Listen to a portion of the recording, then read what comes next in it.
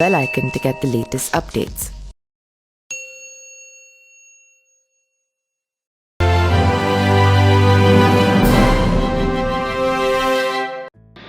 नमस्कार, मेरा नाम पिंटू सिंह यादव है और आप देखना शुरू कर चुके हैं न्यूज लाइव। दोस्तों, जिस तरीके से बिहार में सीवान लोकसभा सीट को लेकर लगातार चर्चाएं हो रही थी कि शहाबुद्दीन की पत्नी हिना साहब को एक बार फिर से आरजेडी टिकट दे सकती है, लेकिन ऐसा नहीं हुआ। अब शहाबुद्दीन का भी दौर खत्म हो गया। उनकी पत्नी का पत्ता काटकर आरजेडी ने विधानसभा के स्पीकर रहे अवध बिहारी चौधरी को टिकट दे दिया है और अवध बिहारी चौधरी चुनावी मैदान में उतर चुके हैं। तो आज के वीडियो में मैं आपको बताने वाला हूं कि अवध बिहारी चौधरी कौन है और उनका अच्छा खासा रिश्ता सिवान और खास करके बाहुबली शहाबुद्दीन से रहा है, इसके भी बारे में हम आपको जानकारी बताएंगे। तो चलिए शुरू करते हैं।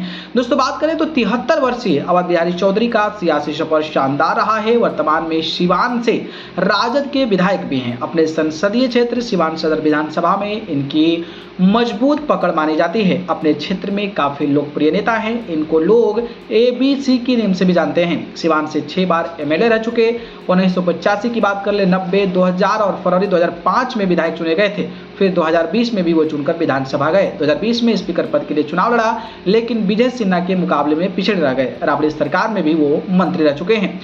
लोग प्यार से मंत्री जी बुलाते हैं। सिवान के जिया गांव में 17 अगस्त 1949 को अवध बिहारी चौधरी का जन्म हुआ था। शुरू से ही सामाजिक कार्य रखने की रुचि रही थी और उन्होंने छात्र नेता से राजनीतिक करियर की शुरुआत की थी। अवध बिहारी चौधरी 1977 में अपने गांव ग्राम पंचायत राज जिया से मुखिया चुने गए। इसके बाद फिर सिवान सदर से 1985 से लेकर 2005 तक लगातार 4 बार विधायक रहे। बड़े बड़े मंत्रालय भी अवध बिहारी चौधरी के पास थे। सिवान के DAV महाविद्यालय से शिक्षा दीक्षा लेते हुए विज्ञान से स्नातक की पढ़ाई किया।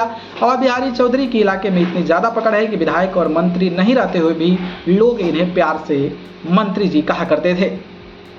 अवध बिहारी चौधरी लगातार 1990 से आरजेडी के सरकार में मंत्री पर काबिज रहे और बिहारी चौधरी के ग्रामीण विकास, लोक स्वास्थ्य अभिकरण के साथ उन्हें अतिरिक्त प्रभार में परिवहन मंत्रालय और फूड एवं सप्लाई मंत्रालय की भी जिम्मेदारी दी गई। 1990 के दशक में बिहार राज्य वित्त निगम के अध्यक्ष पद पर भी काबिज रह चुके हैं। सबसे बड़ी बात यह है कि लालू यादव को इन पर इतना भरोसा था कि अवध बिहारी को उस समय आर्थिक निर्णय समिति, जिसके सदस्य सिर्फ कैबिनेट मंत्री ही बनाए जाते हैं, उस समिति को मनोनीत सदस्य भी काबिज रहे।